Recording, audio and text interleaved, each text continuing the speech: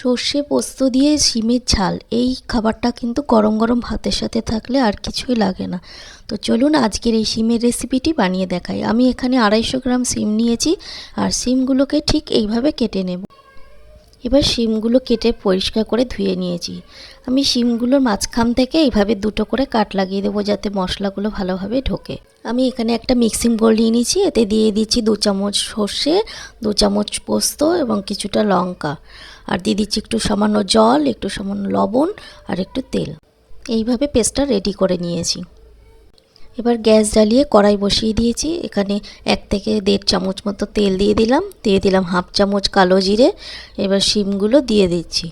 শিমগুলো দিয়ে একটু নাড়াচাড়া করে দিয়ে দিলাম লবণ। আগেই লবণটা দিয়ে ভেজে নিচ্ছি যাতে শিমটা ভালো নরম হয়। এবার 2 মিনিট ঢেকে রাখার পর টমেটো দিয়ে দেবো। টমেটোগুলো দিয়ে একটু নাড়িয়ে নিয়ে দিয়ে দেবো সামান্য হলুদ গুঁড়ো। এবার হলুদটা দিয়ে 2 মিনিট নাড়াচাড়া করে দিয়ে দেব সর্ষে পোস্তর পেস্টটা। মিক্সি বোলের মধ্যে যে মশলাটুকু রয়ে গেছে তার মধ্যে 1/2 গ্লাস মতো জল দিয়ে নাড়িয়ে নিয়ে জলটা দিয়ে দেব।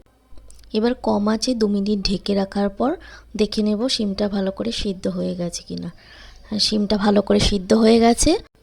এবার আমি এখানে দিয়ে দিচ্ছি 1/2 চামচ চিনি আর একটু সর্ষের তেল।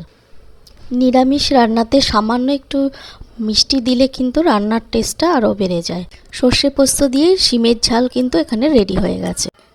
আজকের এই রান্নাটা আপনাদের কেমন লাগলো কমেন্ট করে অবশ্যই জানাবেন।